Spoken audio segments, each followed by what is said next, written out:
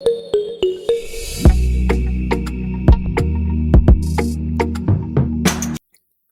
do a certain work, A and B work on alternate days, with B beginning the work on the first day. A can finish the work alone in 48 days. If the work gets completed in 11 1/3 days, then B alone can finish 4 times the same work in. यहाँ पे दो information है. A alone इस काम को कितने दिन में करता है? 48 डेज में करता है. ये क्लियर है? और अगर ऑल्टरनेट बेसिस पे काम हो रहा है और बी फर्स्ट डे काम कर रहा है, दैट इम्प्लाई कि बी फर्स्ट डे करेगा, ए उसके बाद करेगा, फिर से बी करेगा, उसके बाद ए करेगा. तो इस तरह से ये काम कितने दिन में कंप्लीट हो रहा है? वो हो रहा है 11 1/3 डेज में. तो फर्स्ट इंफॉर्मेशन से आप क्या करोगे? क्या इंफॉर्मेशन फाइंड आउट करने की कोशिश करोगे? यहां से हम टोटल वर्क डन को अज्यूम कर लेते हैं. तो मैं ये अज्यूम कर टोटल वर्क डन कितना है? वो है बच्चों 48 यूनिट. तो अगर ए किसी काम को 48 डेज में कंप्लीट कर रहा है और जो 48 यूनिट है, तो ए पर डे कितना करेगा? ए पर डे करेगा 1 यूनिट. सिंपल सा है. अगर आप ए 48 यूनिट 48 ओरियो बिस्किट्स 48 डेज में खा रहा है, तो पर डे कितना बिस्किट खाएगा? वो एक एक बिस्किट खाएगा. So simple. नाउ अब हम सेकेंड इंफॉर्मेशन पे आते हैं. यहां पे क्या कह रहा है कि बी ने वर्क को स्टार्ट किया है और ऑल्टरनेट बेसिस पे काम हो रहा है और टोटल कितना डेज लग रहा है? 11 1/3. तो इस काम को आप कैसे डिवाइड कर सकते हो?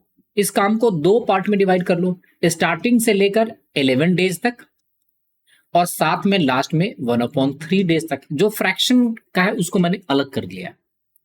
तो अगर बी फर्स्ट डे पे काम करेगा तो ए सेकंड काम करेगा, फिर से बी आएगा, फिर से ए आएगा, फिर से बी, फिर से ए एंड सो ऑन. इस तरह से प्रोसेस कंप्लीट होगा. ये क्लियर है? तो आपको दिख रहा है कि ये 2 डेज का पेयर है. यहाँ पे 2 दिन का काम हो रहा है. करेक्ट है? तो टोटल ये पेयर वाइज देखेंगे तो कितना डेज लग जाएगा? वो 10 डेज हो जाएगा. लेकिन यहाँ पे है टोटल कितना? 11. तो 11th डेज किसको मौका मिलेगा? जो 11th डेज है वो बी काम करेगा. ये क्लियर है?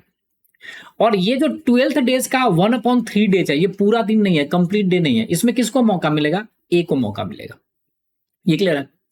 और ऐसे काम करता है तो भी वर्क कंप्लीट हो रहा है. उस केस में ये टोटल वर्क डन किसके इक्वल होगा? जो आपने टोटल वर्क डन अज्यूम किया 48 यूनिट. ये क्लियर है? तो इसमें हम देख लेते हैं कि ए ने कितना काम किया और जो बाकी बचा होगा उसने बी ने करा होगा. ये क्लियर है?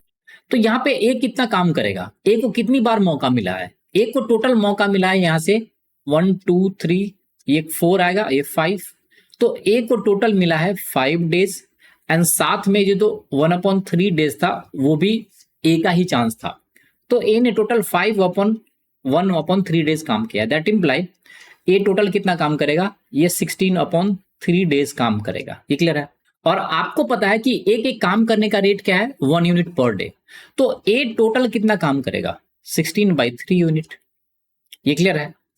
तो बी को कितना काम करना पड़ा होगा? सिंपली 48 - 16/3.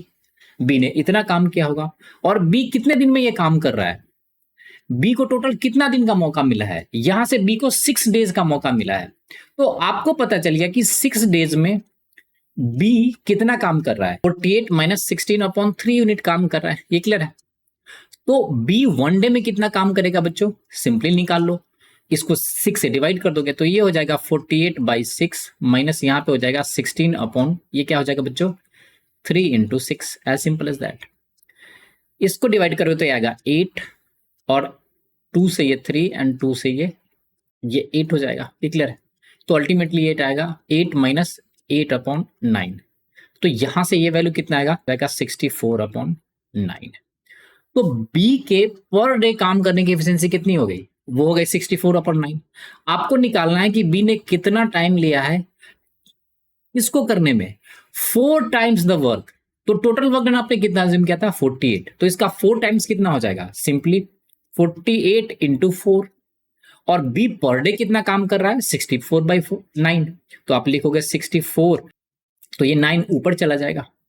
तो यहां से अगर इसको डिवाइड करोगे तो 16 से कितना होगा? 3. 16 से कितना होगा? 4. और 4 से क्या हो जाएगा? कैंसिल. तो ये टोटल कितना मिलेगा? 27 डेज. ये क्लियर है? सो हमारा आंसर क्या होगा? Option number C. So I hope आपको ये समझ में आ गया होगा. एक बार टाइम एंड वर्क ये यूनिट कैसे अज्यूम कर लेते हैं ये सारा समझने के लिए मैं थ्योरी का लिंक आई बटन में देता हूँ, आप वहां पे जाकर देखो, ये सारे कॉन्सेप्ट आपका क्लियर हो जाएगा. So thanks for watching the video. If you like the video, do subscribe the channel and share the channel with your friends.